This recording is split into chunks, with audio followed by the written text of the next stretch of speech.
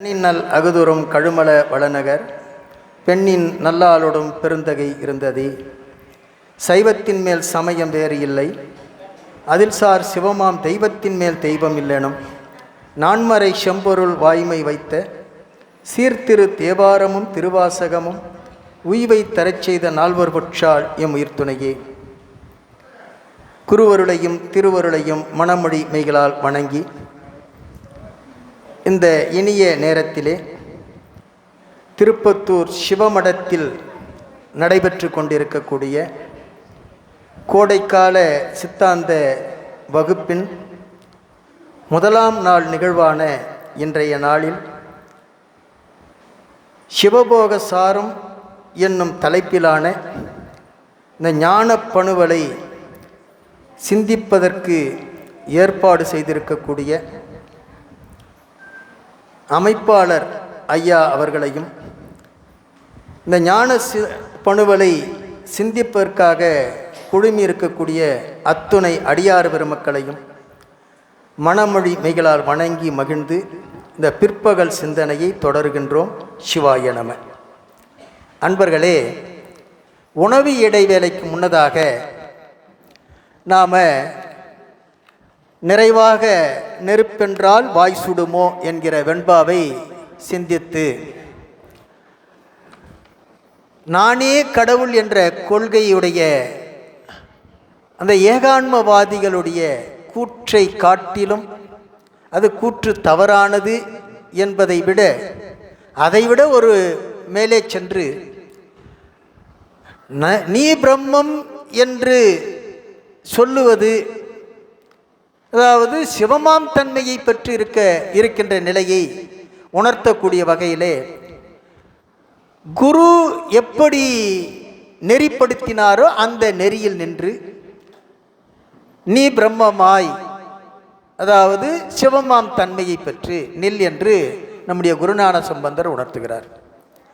ஆக அந்த ஏகான்மவாதத்தினுடைய கருத்தையும் மறுத்து உடைய சுத்த அத்வித நிலையிலே சிவமாம் தன்மையை பெற்று நிற்கின்ற நெறியை நம்முடைய குருஞான சம்பந்தர் இங்கே உணர்த்தி இருக்கின்றார்.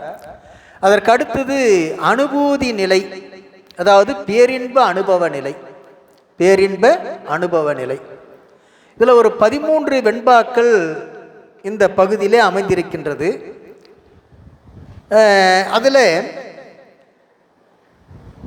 அந்த தலைப்பின் கீழே 2வது வெண்பா, அதாவது 45வது வெண்பா, ஏதேது செய்தாலும் ஏதேது சொன்னாலும் ஏதேது சிந்தித்து இருந்தாலும் மாதேவா நின் செயலே என்று நினதருளாலே உணரில் என் செயலே காண்கிலேனே என்று பேசுகிறார். ரொம்ப எளிமையான பாட்டுத்தான். மாதேவா, எல்லா தேவர்களுக்கும் பெரிய தேவராக இருக்கக்கூடிய பெரியோனே,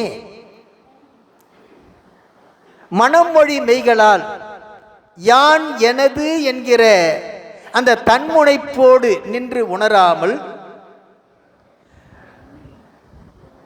ஏகமாய் நின்ற அந்த இணையடிகள் பற்றி நிற்கின்ற நிலையில் யான் ஏதேது செய்தாலும் எதை செய்தாலும் எதை சொன்னாலும் எதை சிந்தித்திருந்தாலும் அது உன்னுடைய செயல், உன்னுடைய அருளாலேயே நிகழ்கின்ற செயல் என்பதை உணர்கின்ற நிலையில் என் செயல் என்று எதையும் காண்கிலேனே என்று பேசுகிறார்.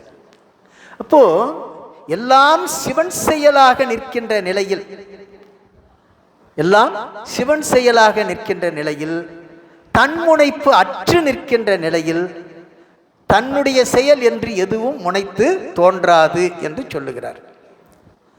அதுதான் நம்முடைய சிவஞான சித்தியார் மிக அற்புதமாக பேசுகிறது. பரஞானத்தால் பரத்தை தரிசிப்போர், பரஞானத்தால் பரத்தை தரிசிப்போர் பரமே பார்த்திருப்ப பதார்த்தங்கள் பாரார் என்று பேசுகிறார். அப்போ பரஞானத்தால் பரத்தை, சிவத்தையே தரிசிக்கக்கூடிய அந்த பக்குவிகள், ஞானிகள் எதை பார்த்துக்கும் பரத்தை மட்டும்தான் பார்ப்பார்களே தவிர பதார்த்தம் பாரார். அப்படின்னா என்ன அர்த்தம்? பெருமானால் ஆட்கொள்ளப்பட்டிருக்கக்கூடிய அந்த அடியார்கள் யாரு என்ன என்றெல்லாம் ஆராய்ந்து பார்த்து கொண்டிருக்க மாட்டாங்க. இதைத்தான் நம்முடைய நாட்டுப்புறத்தில் ஒரு பழமொழி சொல்லுவது உண்டு, நதி மூலம் ரிஷி மூலம் பார்க்க கூடாதுன்னு,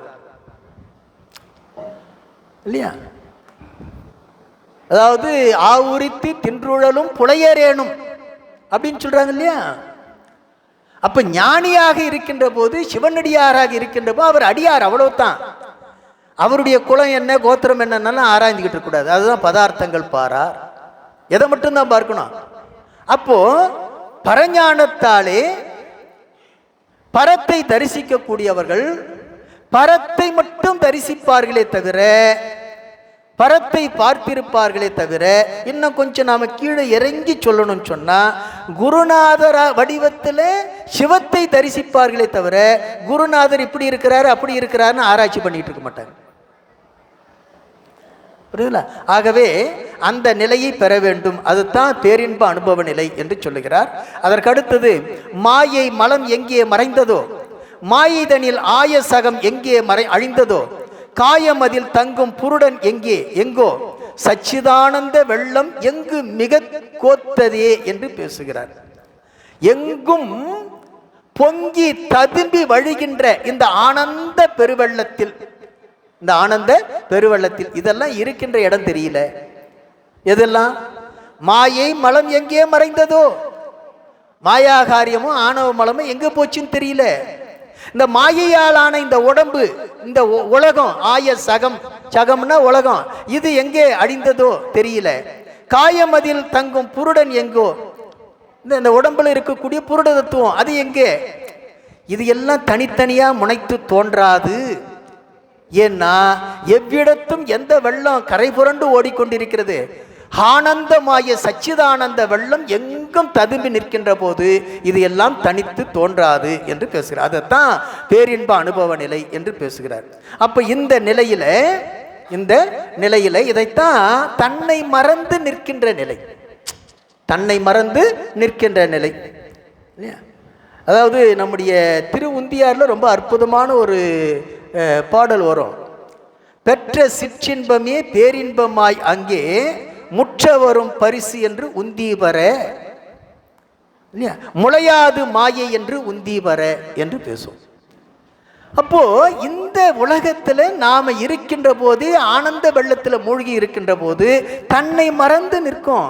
இதைத்தான் நம்முடைய அப்பர் பெருமான் ரொம்ப அருமையா சொல்றார். முன்னை அவனுடைய நாமம் கேட்டால், மூர்த்தி அவன் இருக்கும் வண்ணம் கேட்டால், பின்னை அவனுடைய ஆரூர் கேட்டால், பெயர்த்தும் அவனுக்கே பிச்சியானால், அன்னையையும் அத்தனையும் அன்றே துறந்தாள், தன்னை மறந்தாள், தன் நாமம் கெட்டாள், தலைவட்டாள் நங்கை தலைவன் தாளே, தலைவட்டாள் நங்கை தலைவன் தாளே என்று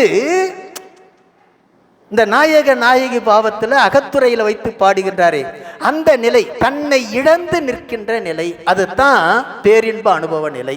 பேரின்ப, அப்ப தன் முனைப்பு வந்துடுச்சுன்னு சொன்னாலே அங்க பேரின்பத்தை அனுபவிக்க முடியாது. அந்த அனுபவ நிலையிலிருந்து கீழே இறங்கிடும் ஆன்மா. சரி, அதற்கு அடுத்ததாக 55வது வெண்பா. ரொம்ப அநியாயம் பண்றீங்க சார் நீங்க.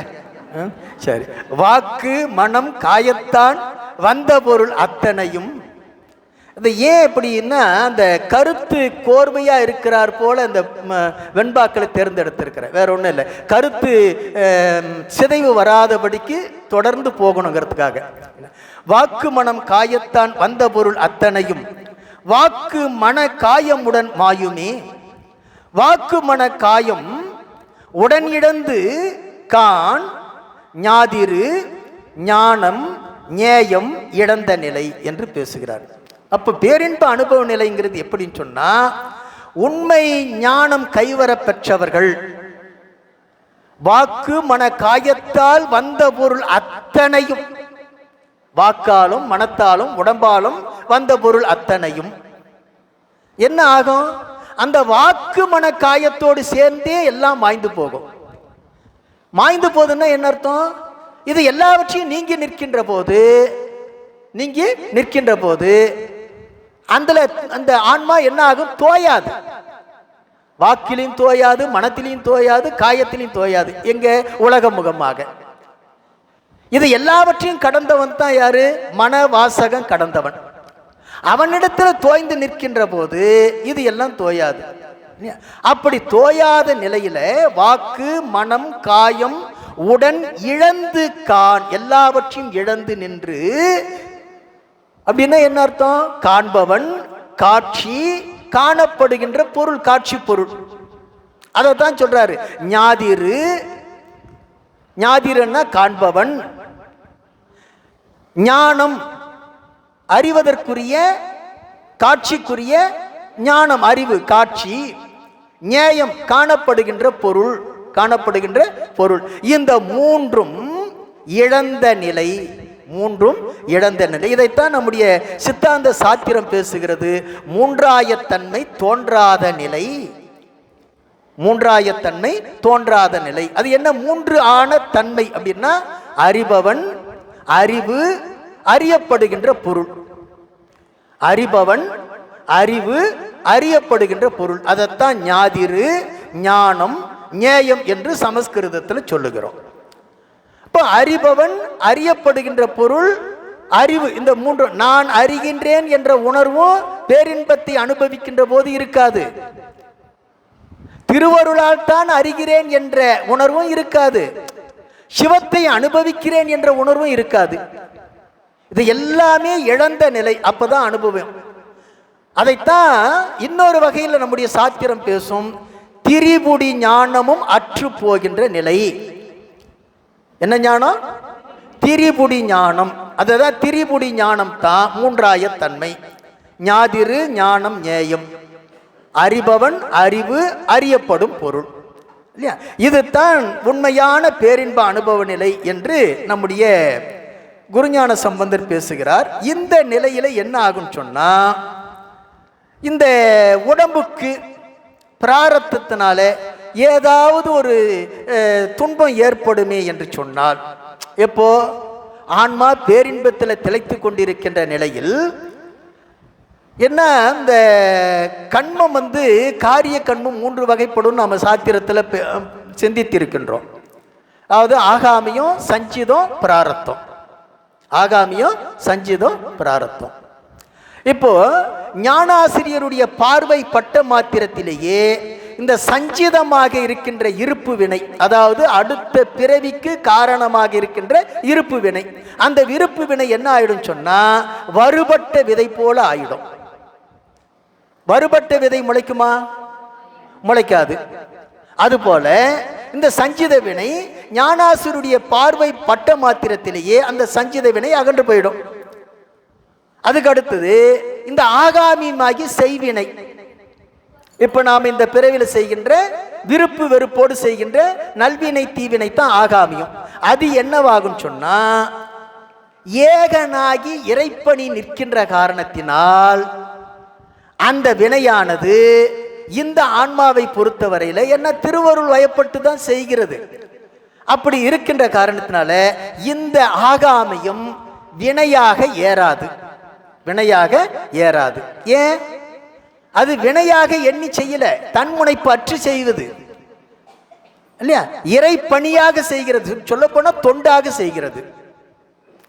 அந்த ஆகாமியும் ஒருபோதும் என்ன ஆகாது? வினையாகாது. அதுக்கு எடுத்துக்காட்டு தான் தந்தையினுடைய காலை வெட்டிய விசார சர்மருக்கு இல்லையா சண்டீச பதம் கொடுத்தான் பெருமான். புரியுதுங்களா? அப்போ உலகியல் ரீதியாக அது பெரிய பாவம்.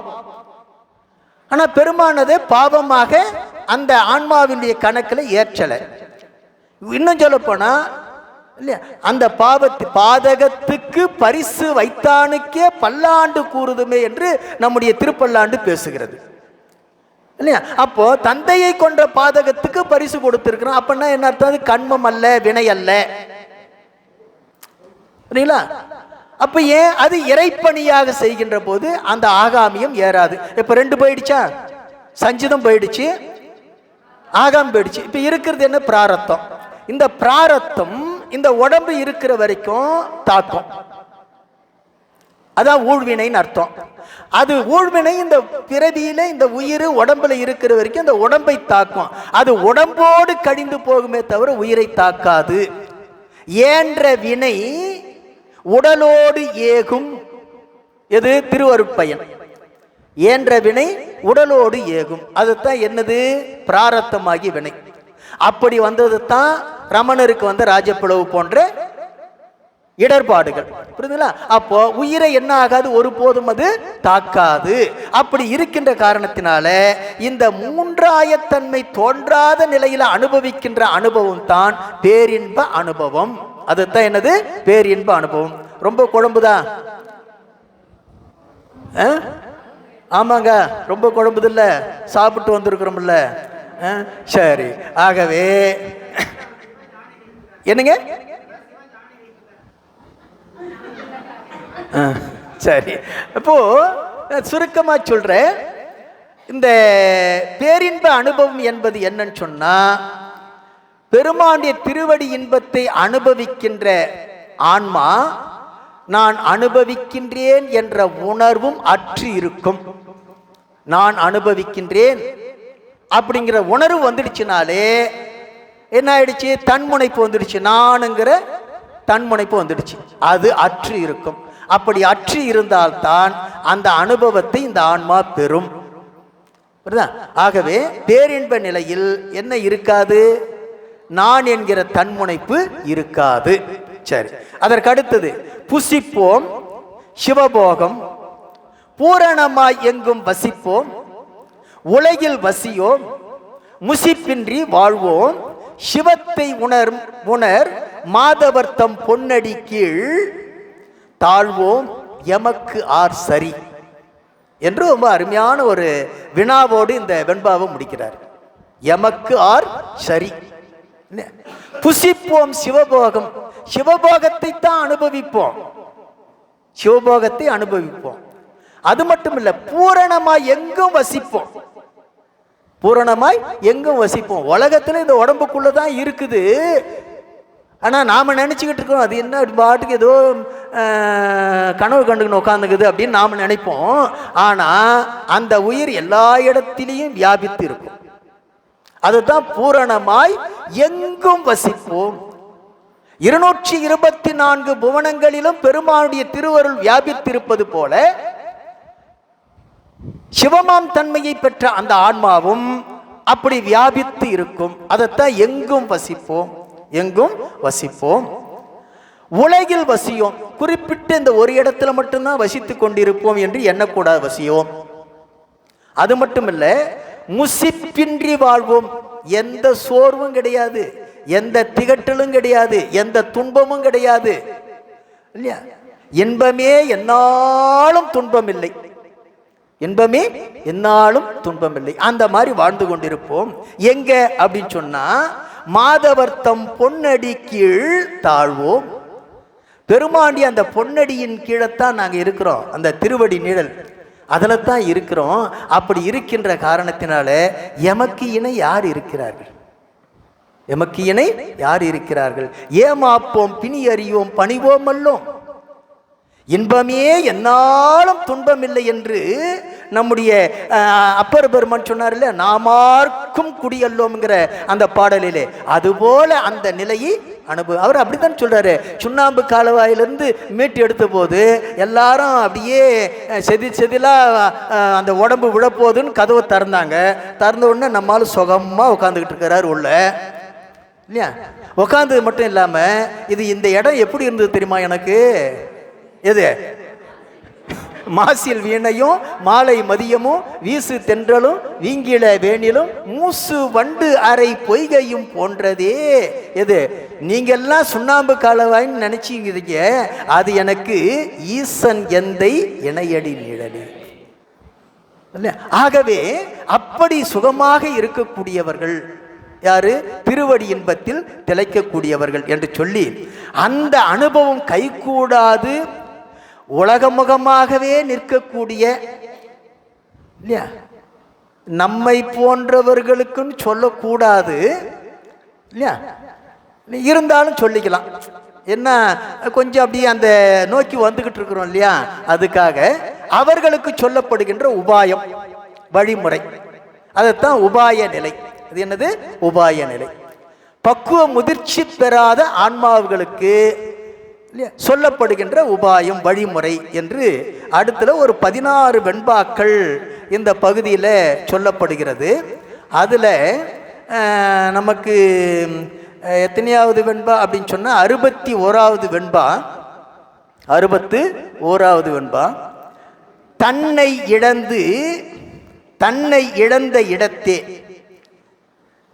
தானே சுகவடிவாய் இன்னபடி என்று அறியா எங்கோன் உள் பின்னமர நின்ற நிலை தானும் தெரியாதே நின்றவர்கட்கு அன்றோ பிறப்பு அறுக்கலாம். யார் இந்த பிறப்பு அறுக்க முடியும் சொன்னா, தன்னை இழந்த இடத்தே இல்லையா, இன்னபடி என்று அறியா எங்கோன் உள் தன்னை இழந்த இடத்தே பின்னமர தானே சுகவடிவாய் நின்ற நிலை அப்படின்னு கொஞ்சம் கொண்டு கூட்டிக்கணும். இன்ன தன்மையன் என்று அளவிட்டு அறிய முடியாத பெருமன் யாரு? சிவபெருமான். இன்னத்தன்மையன் என்றறிவொன்னா எம்மானை எளிவந்த பிரானை அன்னம் வைகும் வயல் பழனத்து ஆரூரனை. அப்போ இன்ன தன்மையன் என்று அறிய ஒண்ணாதவன் யாரு? எம்பெருமான். அந்த சிவபெருமானை அளவிட்டு முடியாத அந்த முதல்வனை தற்போதம் நீங்கிய இடத்து, அதுதான் தன்னை இழந்த இடம். தன்னை இழந்த இடம் இல்லையா? தற்போதும் அப்படின்னா ரொம்ப தற்போதும் சொல்லிக்கிட்டு இருக்காரு. தன்முனைப்புன்னு சொல்லிக்கிட்டு இருக்காரு. அப்படின்னா என்ன அப்படின்னு சொன்னா, ஆணவன் தான். எது? நான் என்கிற செருக்கு, நான் என்கிற செருக்கு இல்லையா? செருக்குன்னா என்னன்னு தெரியாதவங்களுக்கு ரொம்ப எளிமையா சொல்லுங்க, திமிரு இல்லையா? எல்லாம் சொல்லிக்கலாம், ஒன்றும் தப்பு ஒன்றும் இல்லை, எல்லாம் அதுதான். திமிரு, கொழுப்பு, மதம், செருக்கு, இருமாப்பு, ஆணவம் எல்லாம் அதுதான். ஆகவே இந்த தன்னை இழந்த இடம் செருக்கு அற்ற நிலை, செருக்கு அற்ற நிலை. அந்த நிலையில் அவருடைய உள்ளத்தில் சிவபெருமான் எப்படி இருக்கிறான் சொன்னா, சுகவடிவாய் நின்ற நிலை, இன்ப வடிவமாக வேறற விளங்கி நிற்கின்ற அந்த நிலையை இந்த ஆன்மா எப்படி காண வேண்டும் சொன்னா, தற்போதம் இழந்து காண வேண்டும். தற்போதம் இழந்து காண வேண்டும். அப்ப நான் என்ற அகந்தை இழந்து கண்டால்தான் அந்த பேரின்ப நிலையை அறிய முடியும், உணர முடியும். அப்படிப்பட்டவர்களுக்குத்தான் பிறப்பு அறுக்க முடியுமே தவிர இல்லையா, நான் என்ற செருக்கு இருக்கின்ற வரைக்கும் பிறப்பு ஒருபோதும் அறுக்க முடியாது இல்லையா? முதல்ல எது போகணும் சொன்னா, எது போகணும்? எனக்கு பல முறை இந்த வகுப்பில் ஒரு எடுத்துக்காட்டு சொன்னது உண்டு, புதியவர்களுக்காக சொல்லுகிறேன்.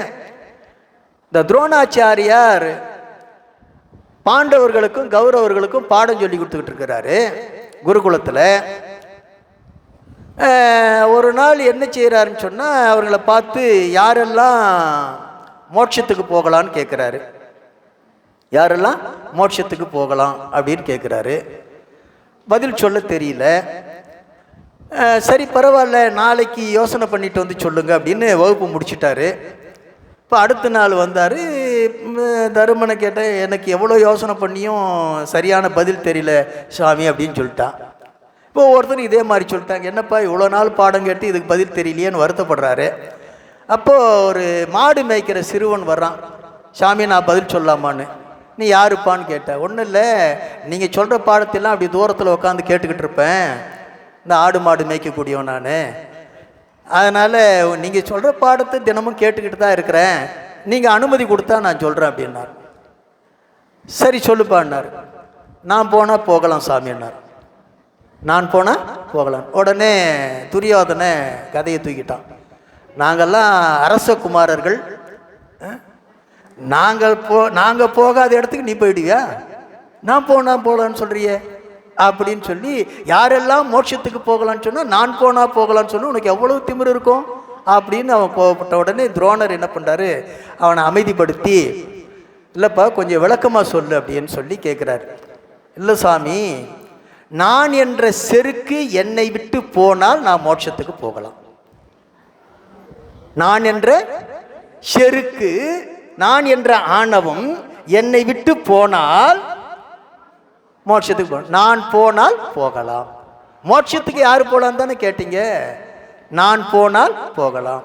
நான் என்ற செருக்கு போனால் இல்லையா, இப்போ என்னை விட்டு அது போச்சுன்னு சொன்னால் இந்த உயிரை விட்டு நான் என்ற செருக்கு நீங்கினால் மோட்சத்துக்கு போகலாம். அப்போ இந்த திருவடி பேற்றுக்கு தடையாக இருப்பது எதுன்னு சொன்னால் நான் தான். நான் தான் என்ன அர்த்தம்? நானுங்கிற செருக்கு. ஆனால் இதை உணராம மற்றவங்களையெல்லாம் குறை சொல்லிக்கிட்டு இருக்கிறோம். மற்றவங்களை தான் குறை சொல்லிக்கிட்டு இருக்கிறோம். ஆனால் குறை எங்கே இருக்குது? சரி சரி. இப்போ அடுத்தது பாடல் 67. நின்னறிவில் யான் ஒளித்து நீயாகி நின்றது போல் என்னறிவில் நீ ஒளித்தே யானாகி என்னாலும் நிற்க வல்லை ஆமாயில் நின் சனனம் போக்குதற்கு கற்க வல்லது ஏதும் இல்லை காண். ரொம்ப அருமையா சொல்றார் குருநாதர். சொல்றார் யாரு? சிவபெருமான் சொல்றான். என்ன சொல்றான் அப்படின்னு சொன்னா, உன்னுடைய அறிவில யான் ஒளித்து கொண்டு நீயாகி இருந்தது போல, நீயாகி இருந்தது போல. இப்ப நம்மோட பெருமான் இல்லையா என்ன? உயிருக்கு உயிராக அவன் தான் இருக்கிறான். அவன் உணர்த்தித்தான் நாம் உணர்ந்து கொண்டிருக்கிறோம். ஆனா நாம் என்ன நினைக்கிறோம்? அவன் கொடுத்துத்தான் எல்லாத்தையும் பெற்றிருக்கிறோம், அவன் உணர்த்தித்தான் எல்லாவற்றையும் அறிந்திருக்கிறோம். ஆனா அதை மறந்துட்டு நான் என் சொந்த காலில் நிற்கிறோங்கிறோம். நமக்கு ஏது சொந்த காலு? நமக்கு ஏதுங்கிற? அவன் கொடுத்தாதானே காலு, இல்லைன்னா இல்லையே. ஆனா நாம் என்ன சொல்றோம்? அடிக்கடி இந்த வார்த்தை சொல்றோம் இல்லையா? என் சொந்த உழைப்பு, என் சொந்த காலில் நான் கஷ்டப்பட்டு நான் சம்பாதிச்சது, நான் எத்தனை இடத்துல நான் வருது அப்படின்னு சொல்லிக்கிட்டு இருக்கிறோமே. இதுக்கெல்லாம் என்ன காரணம்? அவன் உள்ள நம்மோடு இருக்கிறத மறந்துட்டோம். அவன் உள்ள நம்மோடு இருக்கிறது. அதை தான் சொல்றான், உன்னுடைய அறிவில் நான் ஒளிந்து கொண்டு நீயாகி நிற்பது போல, நீயாகி நிற்பது போல. இப்ப என்ன செய்யணும்? என் அறிவில் நீ ஒளித்து, என்னுடைய அறிவில் நீ ஒளித்து. யாரு? ஆன்மாவானது பெருமானோடு ஒன்றி அதுல ஒளிந்து இருக்கணும், மறைஞ்சு நிற்கணும். அப்படின்னு ஒடுங்கி இருக்கணும். அவனை தவிர வேற என்ன இல்லப்பா அப்படின்னு ஒடுங்கி நிற்கணும். அப்படி என்ன ஆகும்?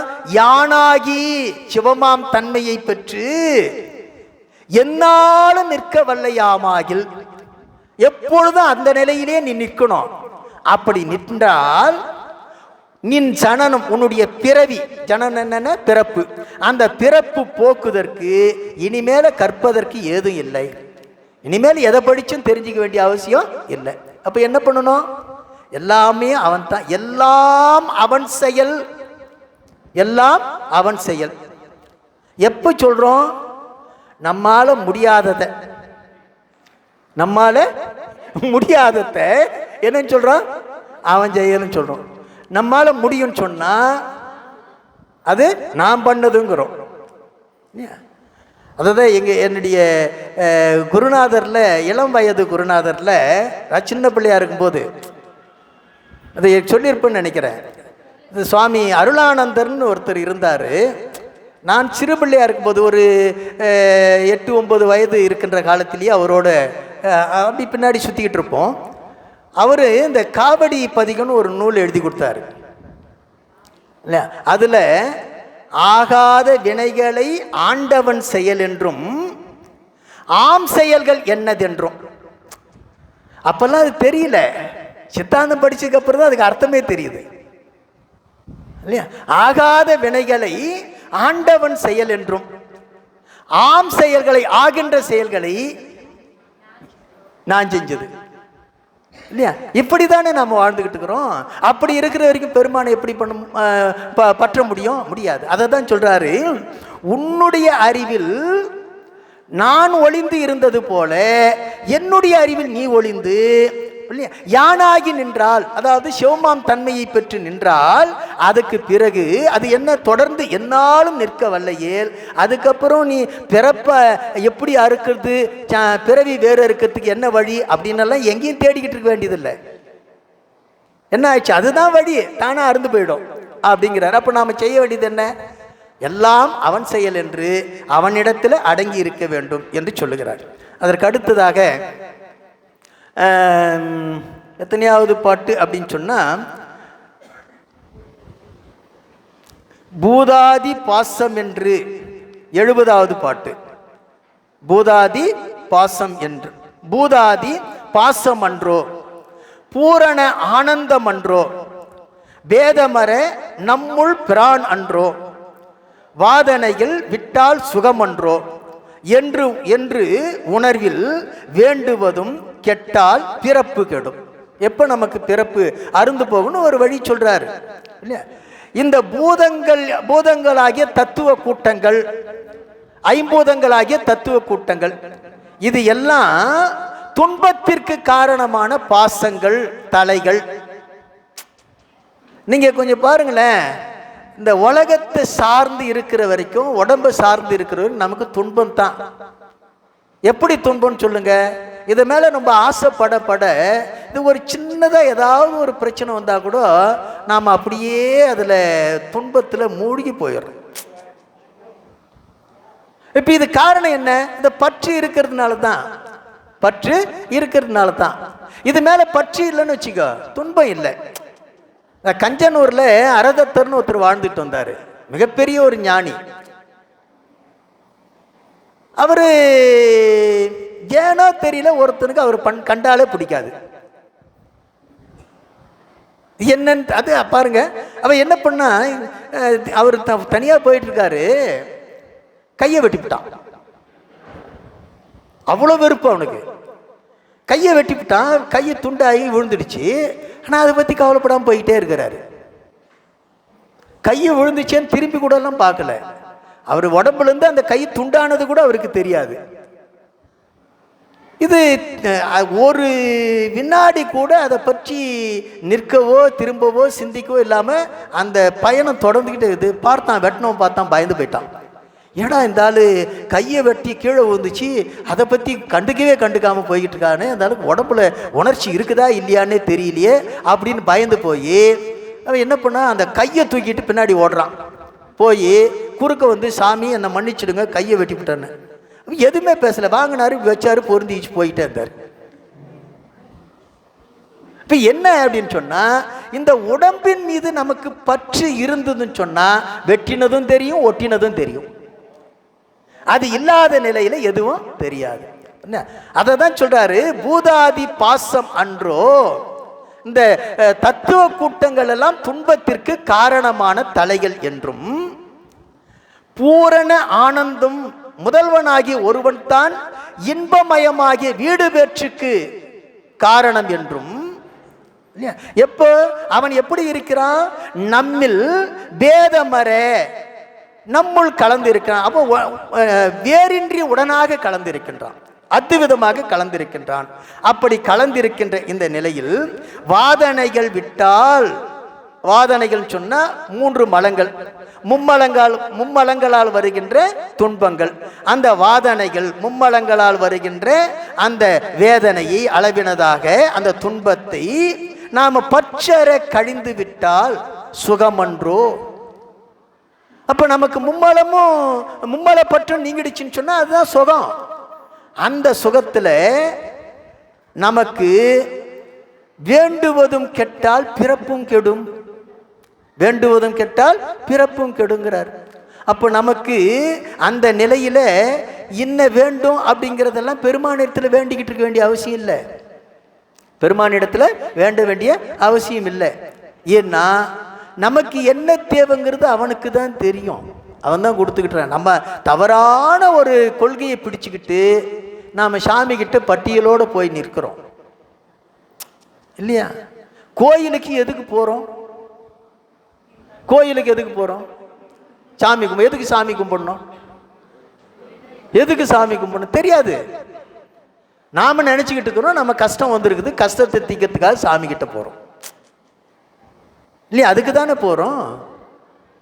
உள்ளபடியே 99.99 விழுக்காடு எதுக்கு கோயிலுக்கு போகிறோம்?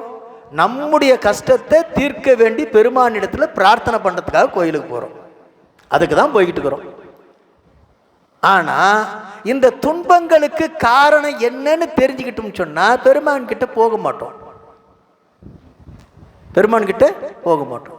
அந்த காரணத்தை தெரிந்து கொள்ளாததுனால தான் அந்த காரணத்தை நாம் தெரிந்து கொள்ள வேண்டும் என்பதற்காகத்தான் எத்தனை பிறவியை கொடுத்துக்கிட்டே இருக்கிறான்.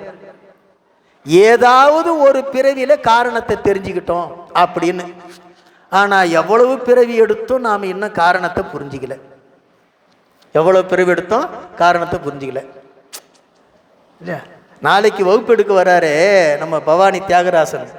அவர் ஐயா சொல்லுவார், நாம் இது வரைக்கும் இல்லையா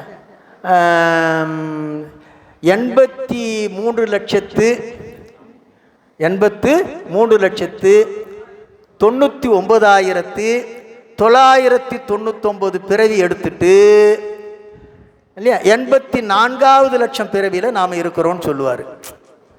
இது வரைக்கும் எவ்வளோ பிறவி எடுத்துருக்குறோம்? 83,99,999 பிறவி எடுத்துட்டு இப்போ எத்தனையாவது பிறவியில் நாம் இருக்கிறோம்? 84வது லட்சம் பிறவியில். இது ஒரு சைக்கிள், ஒரு சுற்று. அது மாதிரி எத்தனை சுற்று வந்ததுன்னு நமக்கு தெரியாது, எத்தனை சுற்று. ஆனால் இவ்வளவு சுற்றியும் இன்னும் சுற்றிக்கிட்டே தான் இருக்கிறோம். இன்னும் சுற்றிக்கிட்டே தான் இருக்கிறோம். என்ன அப்போ இந்த பிறவிகளை அவன் கொடுப்பதற்கு காரணம் என்னன்னு சொன்னா, ஏதேனும் ஒரு பிறவியில இந்த துன்பங்களுக்கெல்லாம் காரணம் நம்முடைய எது? பற்றுகள். நம்முடைய பற்றுகள். அந்த பற்று நீங்கிவிட்டால் நமக்கு என்ன கிடையாது? துன்பம் நீங்க இல்லையா? ஒருபோதும் இல்லை. அப்போ பெருமான் எல்லாவற்றையும் உணர்ந்தவன். அதனால தான் நம்முடைய மணிவாசகர் ரொம்ப அருமையாக சொல்றாரு, பெருமானிடத்தில் நீ எனக்கு இது வேணும் அது வேணும்னு வேண்டாத. வேண்டினா உனக்கு தேவையானது வேண்ட தெரியாது உனக்கு. நமக்கு என்ன தேவைன்னு அவனுக்கு மட்டும்தான் தெரியும். அதனால தான் வேண்டத்தக்கது அறிவோய் நீ, வேண்டத்தக்கது அறிவோய் நீன்னு சொல்லிட்டாரு. என்ன எனக்கு தெரியாது என்ன வேணும்னு. தெரியாதனால தான் எதையோ கேட்டுக்கிட்டு இருக்கிறோம். வேண்டத்தக்கதை விட்டு விட்டு வேண்டத்தகாததையெல்லாம் பெருமான் இடத்துல வேண்டிக்கிட்டு இருக்கிறோம். ஆகவே இந்த உணர்வு எப்பொழுது வரும் சொன்னா, பெருமானை முழுமையாக சார்ந்து இந்த மலங்களில் இருந்தெல்லாம் நீங்கி நிற்கின்ற நிலையில் கிட்டும் என்று சொல்லுகிறார். அப்பதான் நம்முடைய பிறப்பும் கெடும், நம்முடைய பிறப்பும் கெடும் என்று சொல்லுகிறார்.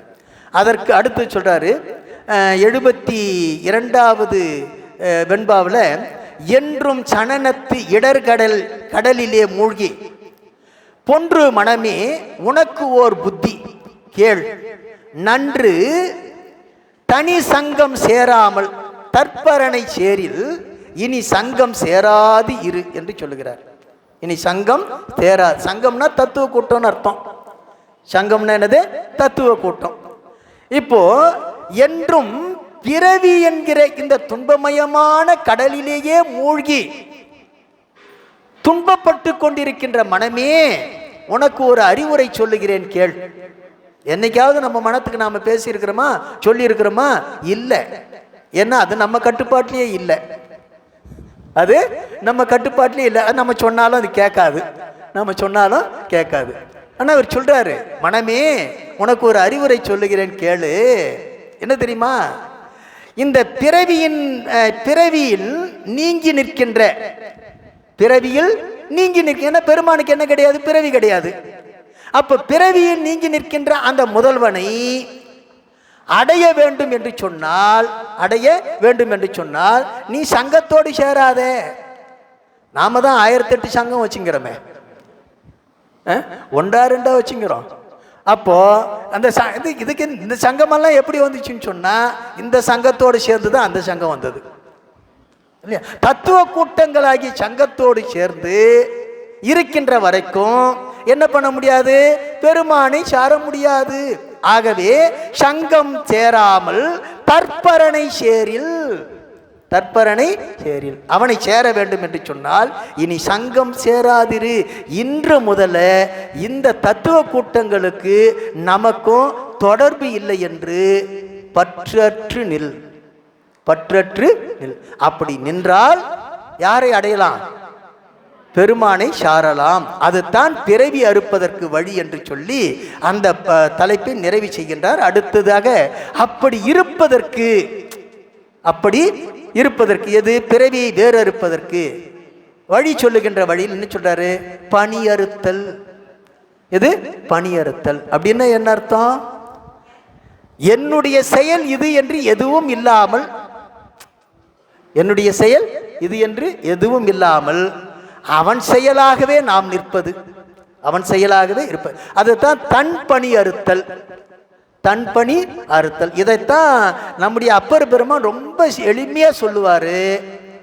என் கடன் பணி செய்து கிடப்பதே, பணி செய்து கிடப்ப. அதான் என் வேலை.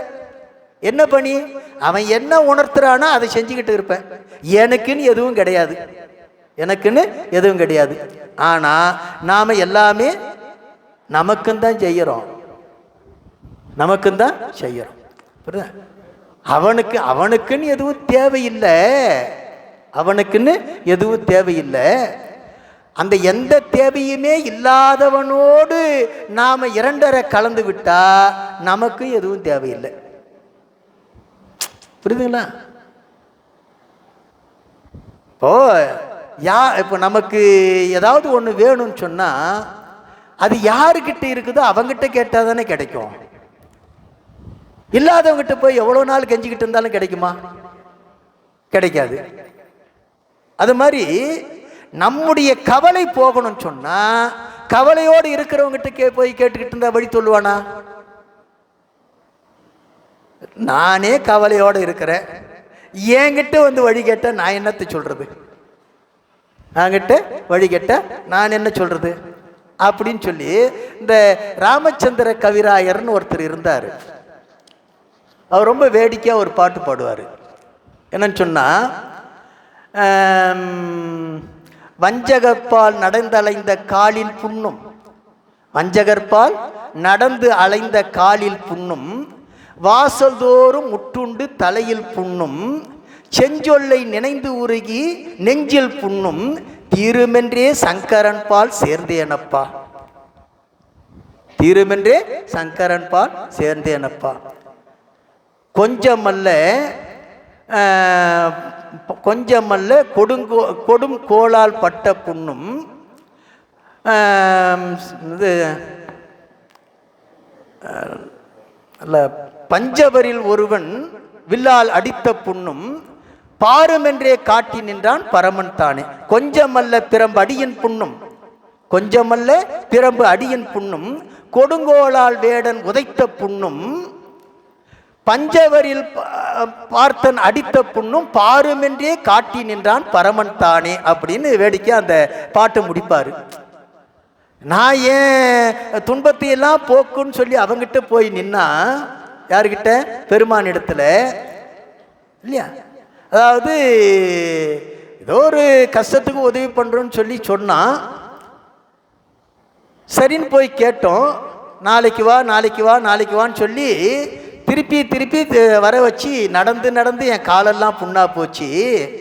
அவன் வாசல்ல முட்டி முட்டி என் தலையெல்லாம் புண்ணா போச்சு. கொடுக்குறேன்னு சொல்லி ஏமாத்திட்டானேன்னு நினச்சி நினச்சி என் உள்ளமெல்லாம் புண்ணா போயிடுச்சு. இதையெல்லாம் தீருன்னு சொல்லி உங்ககிட்ட வந்து சொன்னா சந்தா, அவன் சொல்கிறானா, என்னப்பா நீ பட்ட புண்ணே பெரிய புண்ணுன்னு சொல்லி என்கிட்ட வந்து சொல்லிக்கிட்டு இருக்கிற? கொஞ்சமல்ல பிரம்படியின் புண்ணும், பெரும்பாலும் அந்த பாண்டிய மன்னன் அடித்தானே அந்த புண்ணு என்ன சாதாரண அடியாது. உலகத்தில் இருக்கிற எல்லா உயிர்கள் மேலேயும் விழற மாதிரி அடித்தானே. எது? அந்த பிரம்படி. பிட்டுக்காக மண் சுமந்த போது அடித்த பிரம்படி. இல்லையா? அது மட்டும் இல்லை, இந்த கண்ணப்பன் ஒருத்தன் இருந்தான், செருப்பு காலாலேயே என் கண்ணு மேலே உதைச்சான். வேடன் கொடுங்காலால் உதைத்த புண்ணும், கொடுங்காலால் உதைத்த புண்ணும் இல்லையா? அடுத்தது இந்த பார்த்திபன் இருக்கான் பாத்தியா, யாரு? அர்ஜுன. அவன் வில்லால அடிச்சான் பாரு, ஓங்கி என் மண்டையில ஒரு அடி அடிச்சான் வில்லால இல்லையா? இந்த புண்ணெல்லாம் பாருன்னு சொல்லி அவன் காட்டினானான். யாரு? இப்படி ஒரு வேடிக்கையாக ராமச்சந்திர கவிராயர் பாடுவார். இதெல்லாம் என்னன்னு சொன்னா, பெருமாண்டிய பெருங்கருணை வேறு வெக நகைச்சுவையாக உணர்த்துகின்ற வகையில் அந்த பாடுகின்றார். இதை எதுக்கு சொல்ல வரும்னு சொன்னா, நாம யாரிடத்துல என்ன இருக்கிறதோ அதனை பெற வேண்டும் என்றால் இருப்பவனிடத்துல தான் போய் கேட்கணும். நம்முடைய துன்பத்தை போக்க சொல்லி யார்கிட்ட கேட்கலாம்? பெருமானிடத்துல. ஏன்னா அவனுக்கு தான் துன்பம் இல்லை இல்லையா? அதைத்தான் நம்முடைய வள்ளுவ பெருந்தகை ரொம்ப அற்புதமா சொல்றாரு.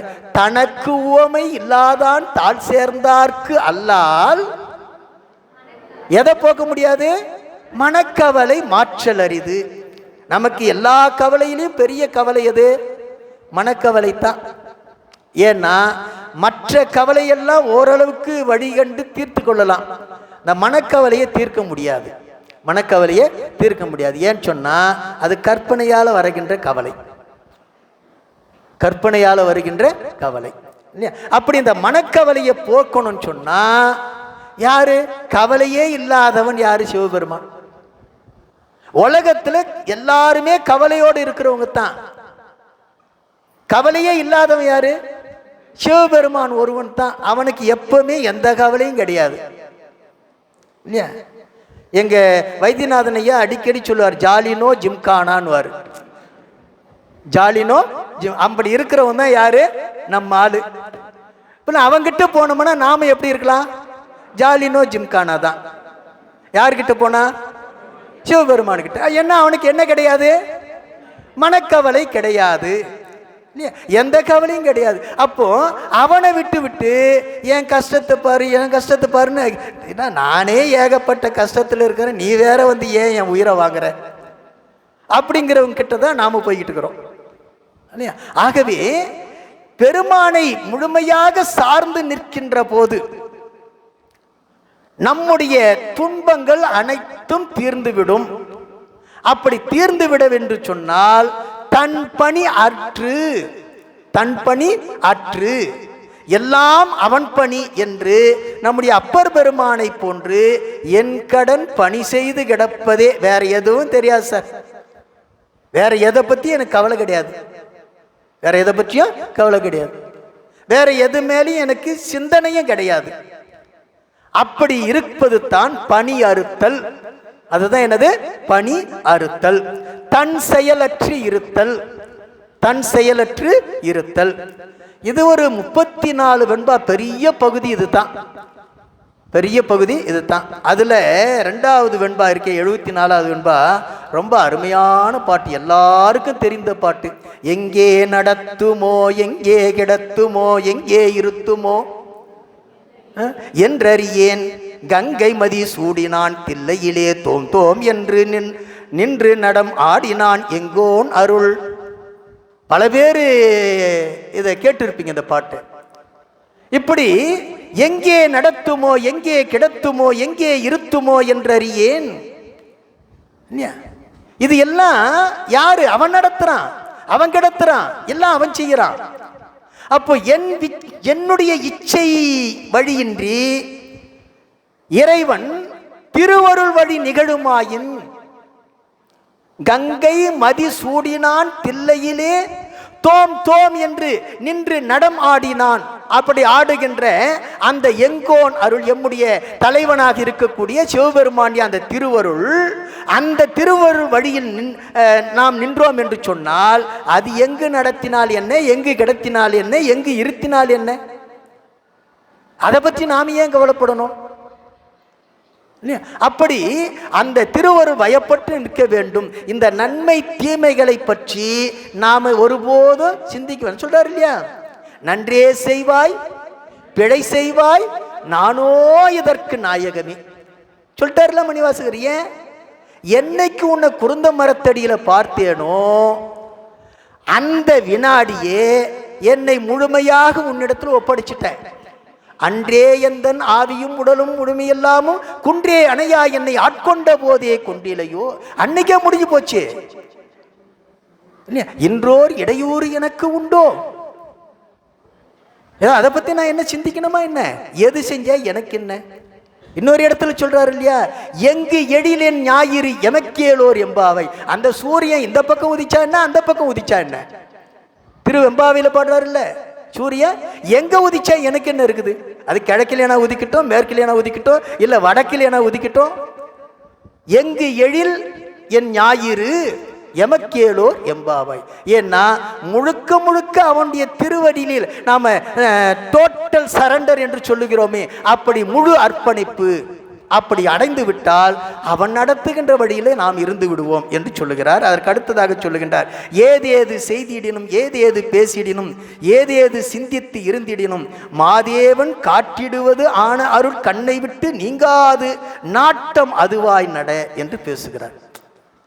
அவன் காட்டிய வழியில அவன் அருளே கண்ணாக காணினல்லால், அவன் எப்படி காட்டுகின்றானோ அந்த அருள் கண்ணாக கொண்டு, நாட்டம்னா கண்ணாக இல்லையா, அவன் காட்டுகின்ற அந்த அருள் வழியை விட்டு நாம நீங்காது நடந்தோம் என்று சொன்னால், அது என்ன நடந்தாலும் தனக்கென்று எந்த ஒரு விளைவும் நிகழாது, எந்த தவறும் ஏற்பட. அப்போ அப்படி இருந்த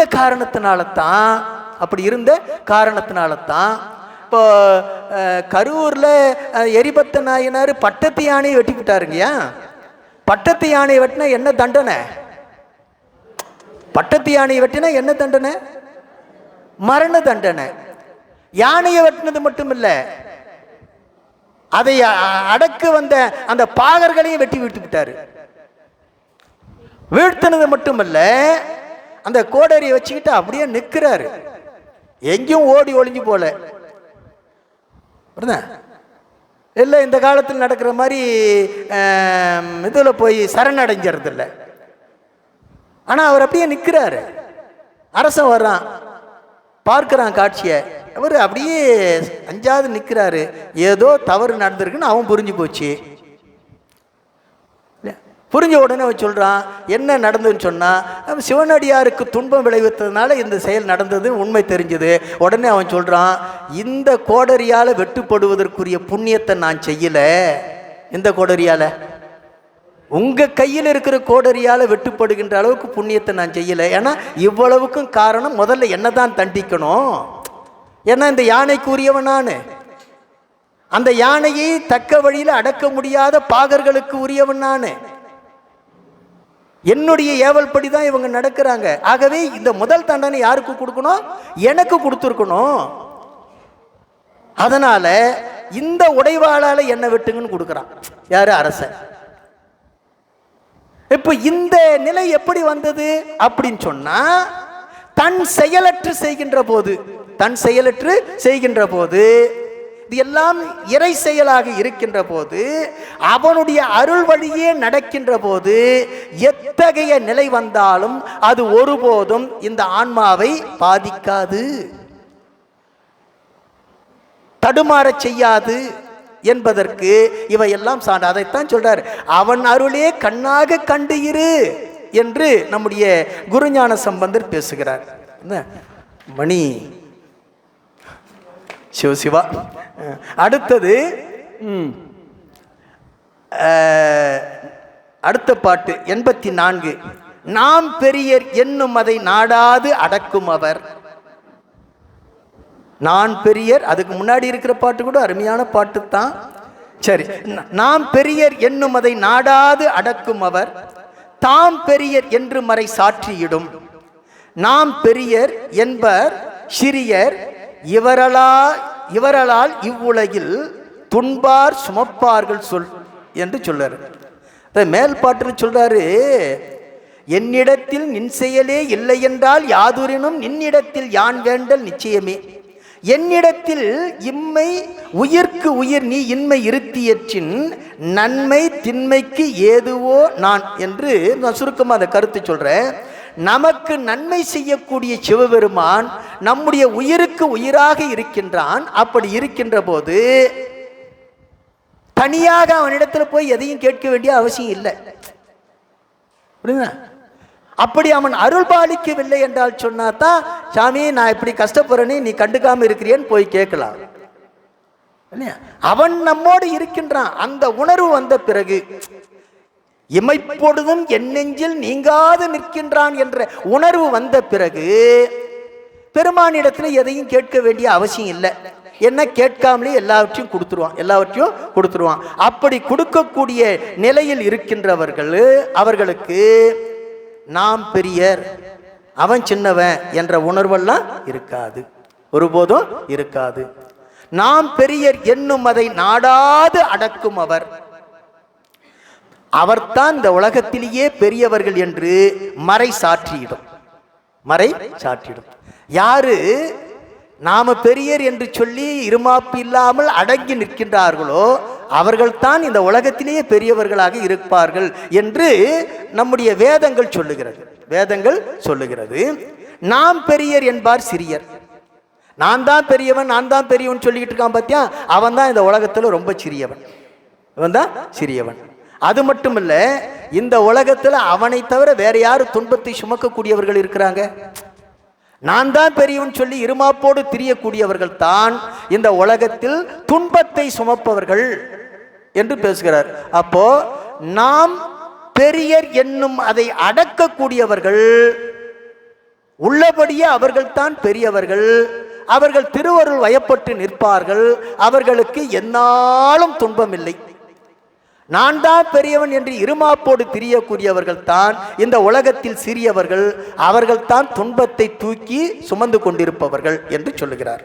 அதற்கு அடுத்ததாக, கட்டமாம் காயம் கலை அனைத்தும் கற்றாலும் அட்டமா சித்தி அடைந்தாலும் இட்டம் பரம சுகமே பதியாத போது திறம் அசுகமே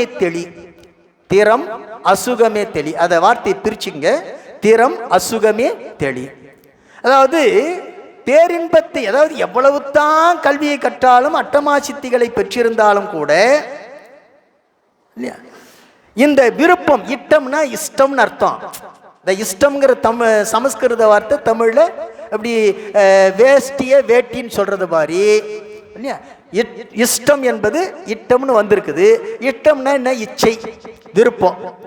அந்த விருப்பம் எதில் இருக்கணும்? பரத்திலே பதியாத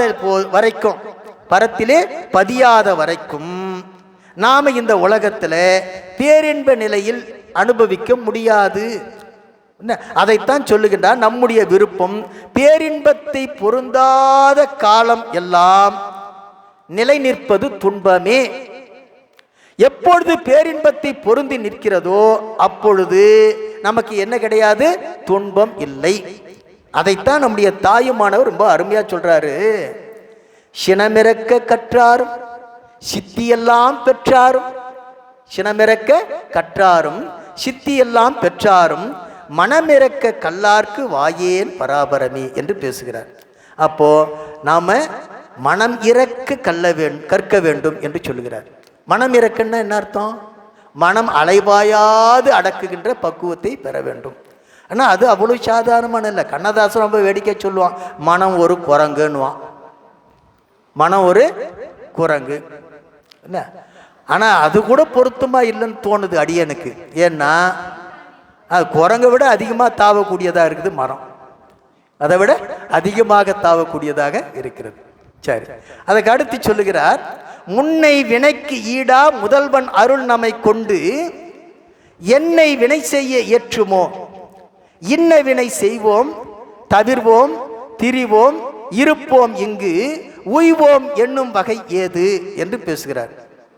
அதாவது நாம் செய்த முன்வினைக்கு ஈடாகத்தான் முதல்வனுடைய அருள் நம்மை கொண்டு இன்னென்ன பிறவியில என்னென்ன வினை செய்விக்கிறது.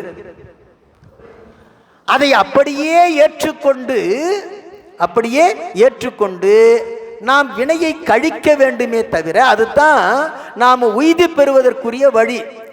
அதை விட்டு நாம் நம்முடைய எண்ணங்களால் இப்படி செய்வோம் அப்படி செய்வோம் என்று அதற்கு மாறாக நினைத்தோம் என்று சொன்னால் நம்முடைய ஆன்மா, இந்த ஆன்மா ஒருபோதும் உய்தி பெறாது. ஏன்னா நம்முடைய விருப்பப்படி அது என்ன ஆகாது, நடக்காது. நம்முடைய விருப்பப்படி நடக்காது.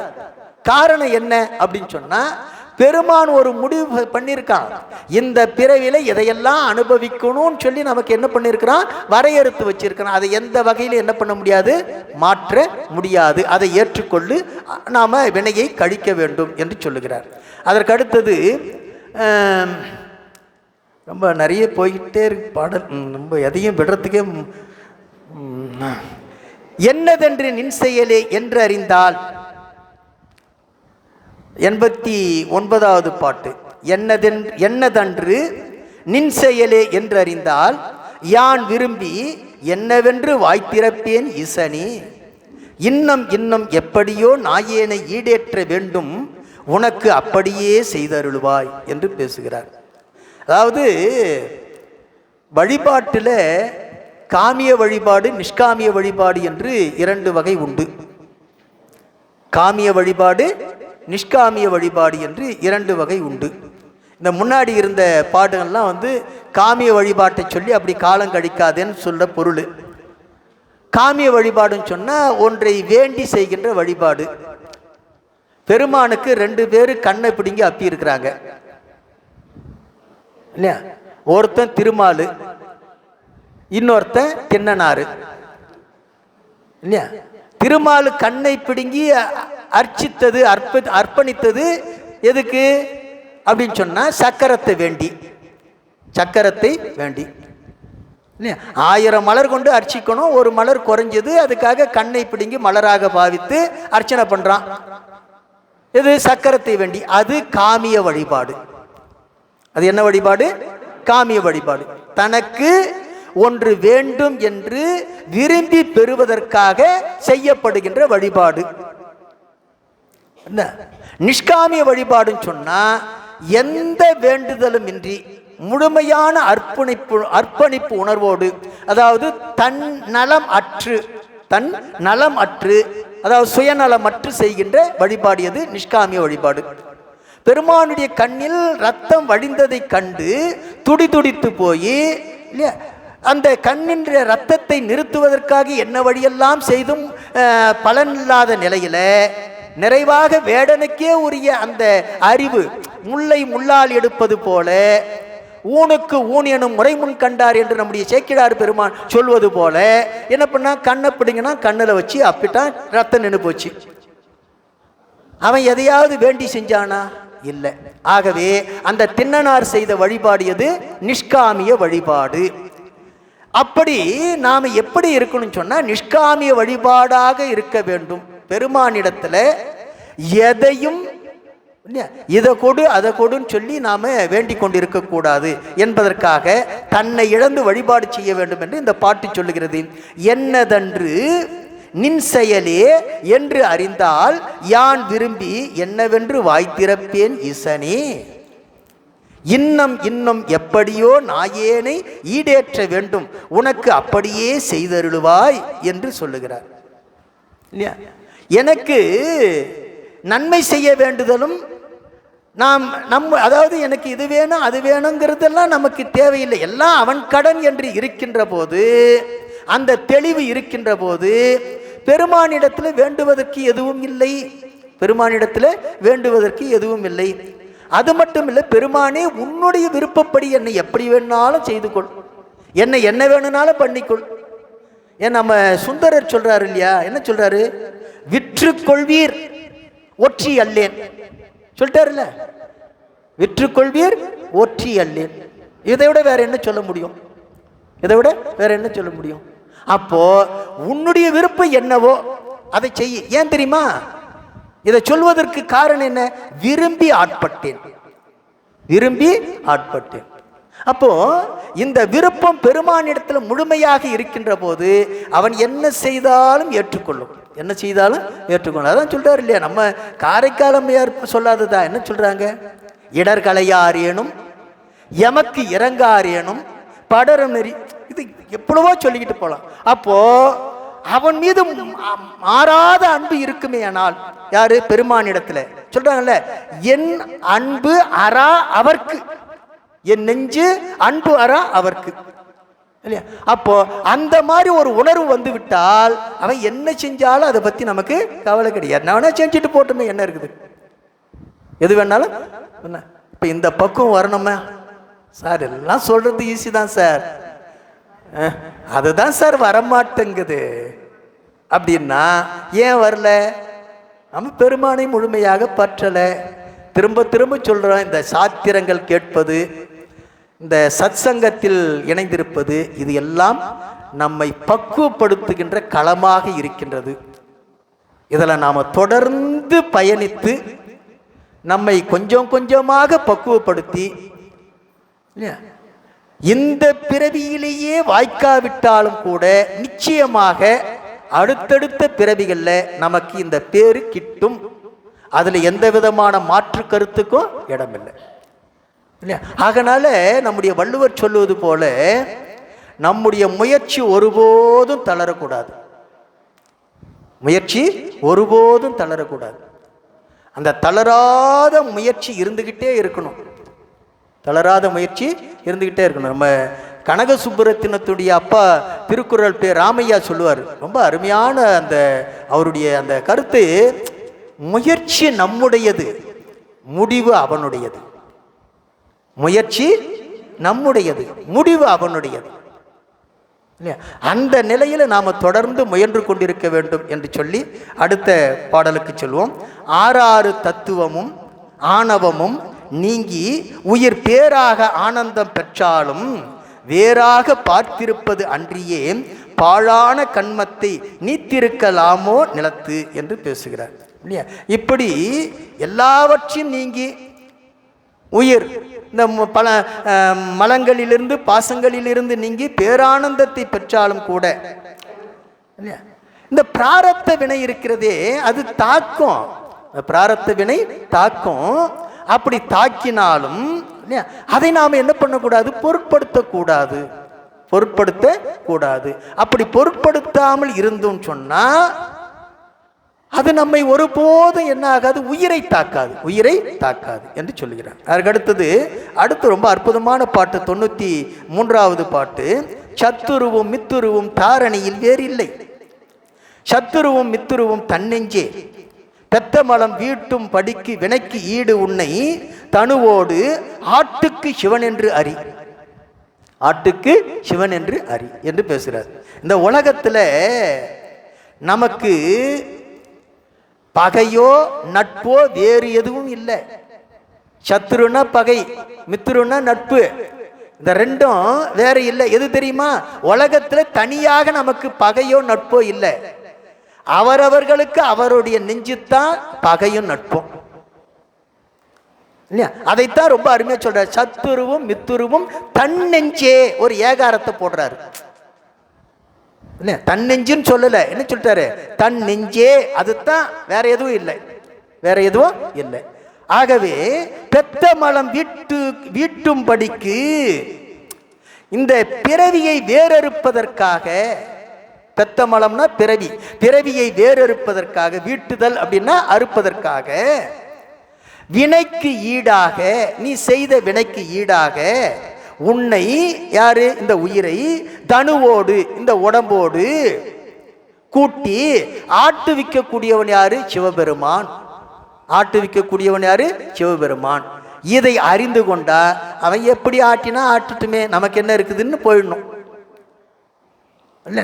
இப்போ பெரும்பாலும் நாம் என்ன செய்கிறோம்னு சொன்னால், எவ்வளவு எத்தனைத்தான் கற்றாலும் எத்தனைத்தான் இப்போ தான் பார்த்தோம் இல்லையா, என்னதான் படித்தாலும் கேட்டாலும் பக்குவப்பட்டாலும் ஏதோ ஒரு இடத்துல நமக்கு முட்டுதாங்க சார். சொல்கிறது ஈஸியாக அவன் அனுபவிக்கும் போது தானே சார் தெரியும், அவனுக்கு கஷ்டம் வரும்போது தானே தெரியும் அப்படின்னு சொல்கிறோம். ஆனால் அந்த நிலையிலும் நாம் என்ன செய்யக்கூடாதுன்னு சொன்னால் தளரக்கூடாது, தளரக்கூடாது என்று சொன்னார். இன்ன வினை இன்ன தலத்தில் இன்ன பொழுது இன்னபடி இன்னதனால் எய்தும் என அறிந்தே. ரொம்ப அருமையான பாட்டு பாருங்க. இன்ன வினை இன்ன தலத்தில் இன்ன பொழுது இன்னபடி இன்னதனால் எய்தும் என அறிந்தேன். அன்ன வினை அன்ன தலத்து அன்ன பொழுது அன்னபடி அன்னதனால் பின்னமர கூட்டும் பிரான். பொருள் விளங்கிட்டு இருக்கும்னு நினைக்கிறேன் இல்லையா?